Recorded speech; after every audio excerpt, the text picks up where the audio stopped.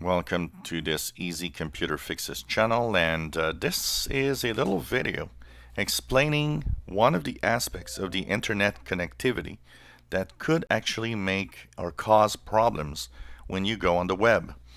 It's something that's often overlooked, and often overlooked by technicians also, because if they don't understand totally what's happening, there's one of the problems is, of course, IPv6 capability in hardware and software is very important today.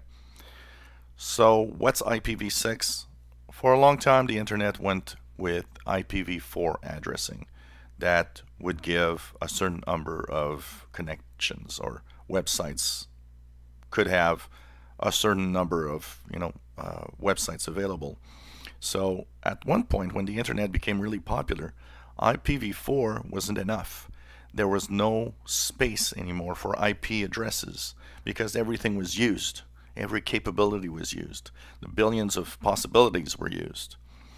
So they came up with a more modern version, IPv6, that replaces IPv4.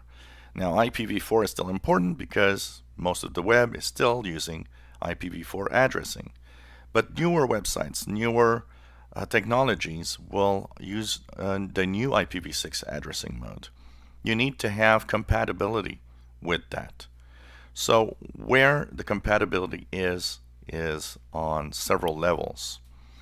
First, if you got connectivity issues, and I'm not talking about you're getting viruses, you have problems with something in your PC, but really for some reason some websites suddenly don't connect anymore and you just don't understand. You reinstalled Windows or you reinstalled on your Mac the operating system and it still doesn't work, and it's always on the same websites.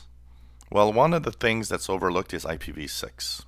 It happened a few times as a tech guy that I actually had to tell a client to change the router, for example, because it was too old, couldn't support IPv6. So the first thing that you need to know is the first device that needs to be compatible with IPv6 is your modem. The modem is what most of you probably have from your internet service provider. That modem, if it's only a couple of years old, 1, 2, 3 years old, is probably okay and compatible with IPv6. But in the cases where your modem might be very old, typically close to 10 years, because some of you will have modems that are very old.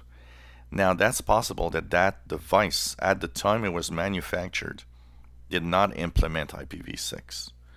So the best thing that you could do is call your internet service provider and ask them, is the modem that you have compatible with IPv6? If they say no, it means you need a new modem. You will need to upgrade it.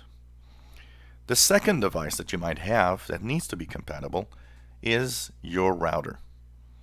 Your router might need to be compatible with IPv6 also. Once again, routers that are less than 5 years old are probably okay. If your router supports N on Wi-Fi or AC, IPv6 is not a problem. You have it. If your router is an older G generation or even a very old B generation, now there are chances IPv6 might not be implemented. Some have it, some don't. Now that you'll need to know by looking at your router's manual, or if you actually can access the router menu. In the router menu, you should see in the connections IPv4, IPv6 addressing available. So if your router is very old, up to 10 years old or more, you might need to change it. IPv6 might not be implemented. So this will prevent some websites to actually connect. And finally, there's the network adapter in your computer. Most modern computers have IPv6 implemented without any problems. But if you're using an old computer that has typically an old Ethernet card or an old Wi-Fi adapter that's 10, 12, 15 years old, then what's happening is that card might not be IPv6 compliant.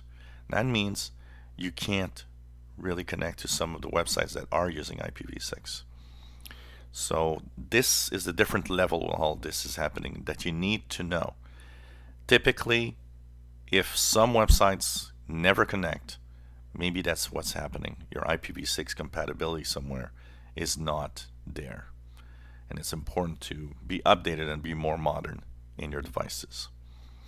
If you enjoy my videos, please subscribe, give us a thumbs up. Thank you for watching.